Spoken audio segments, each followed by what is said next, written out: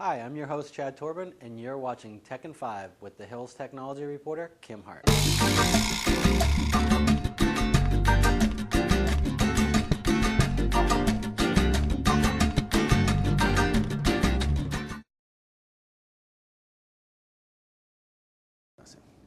Kim, thanks for joining us here today at the Hill and Knowlton Studios. Sure, thanks for having me. Well, it's always a pleasure to have you. You have a new blog out now called The Hillican Valley. A great name, a great blog, and a great read for all of our watchers to tune into. Thank you. How did the blog come about, and sort of what is your mission for the blog?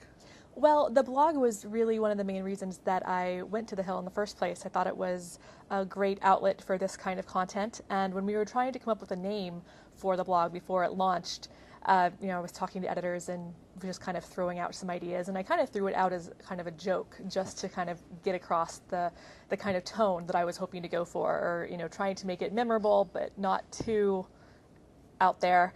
And so I just threw out, well, why don't we just go with Hillican Valley? That really kind of gets to the crux of what we're trying to accomplish, of bridging the gap between what companies out in Silicon Valley really need to know about what's going on in Washington policy. And one of the editors said, "That's a great idea," and I wasn't sure if that was a good idea or not. I got a lot of emails the day it launched kidding me about the name, but I think it's just cheesy enough to get people to remember it and come back and kind of immediately understand the point of the blog. Yeah, I think you definitely hit the nail on the head with that one. Thanks. Congrats. What has been your favorite topics to cover so far while you've been at the Hill? Wow. Well, I've been busier at the Hill than I ever have been at any other job. I think it's, especially this year with the new administration and new FCC, so much change that all involves technology in some way. So much emphasis on broadband, net neutrality, with Congress taking a much more involved interest in privacy issues. I think those issues are always the most interesting to me. I think that they resonate with people immediately. It's a little bit easier for consumers or even lawmakers to understand the risks of privacy when they're surfing the web or Christmas shopping or trying to find something. In the context of the broadband plan, I think things like the Universal Service Fund, public safety networks, and some of these things that aren't as sexy are going to be really much more in the spotlight of trying to figure out, as the FCC tries to figure out how to roll out broadband to more people and really accomplish their goal that Congress has laid before them to find a way to get broadband to every American. And I think that now that they're 90 days away from their deadline of having to turn that plan into Congress, I think the pressure's on to really pull out all the stops, talk to every company, find out any way that they can find more airwaves, more resources for anything. And I think there's going to be a lot of long nights at the FCC over the next couple of months. What do you think we'll have first, a universal broadband plan or a health care package? Oh, good question. Well, the way healthcare is going, I don't know. It might be February by the time they get around to that. But I hope that once February comes around, we'll maybe have a new set of issues to talk about. But but on the same lines, the FCC's broadband plan is only really a starting point, and that basically laying out recommendations for Congress and other agencies to look at.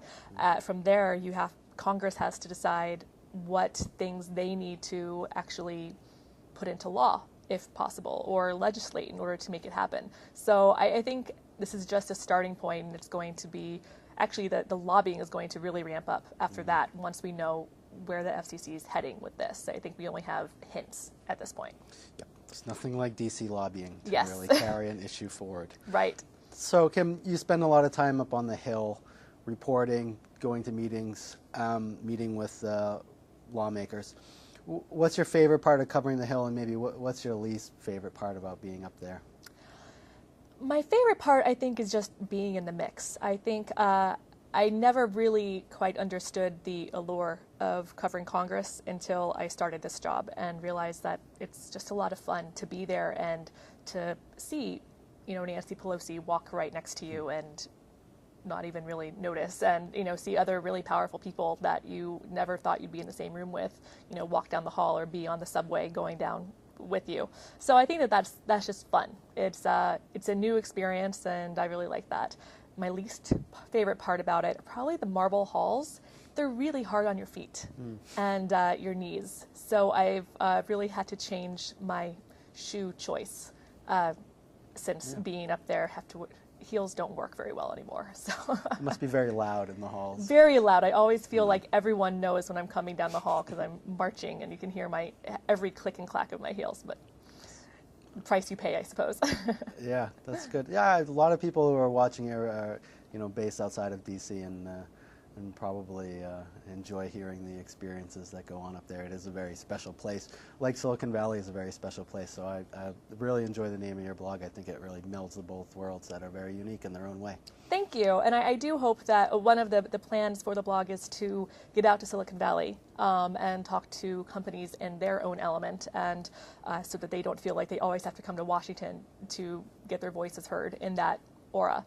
So I really do hope to be out there a couple of times next year, I should say, to get a better sense of where they're coming from and what kinds of problems they see, and really kind of delve into their perspectives. Great. All right, last question. As someone who's lived in DC for a while now, what's your best piece of advice for out-of-towners that are coming? In terms of what to see? What to see, what to do, where to eat. Oh, where to eat. Interesting.